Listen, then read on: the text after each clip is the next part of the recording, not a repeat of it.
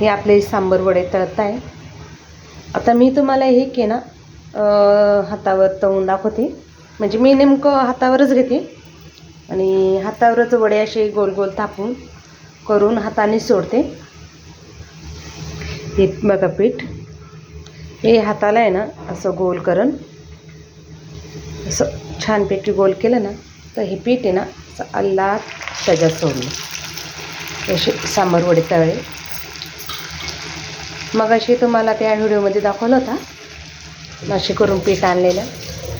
हे माझं मस्त सांबार झालेलं आहे. हे छान सांबार झालं. चला तर आपण हे तळलेले सांबार वडे काढून घेऊ. मेंदूवडा छान मस्त लाल कलरने तळलेले.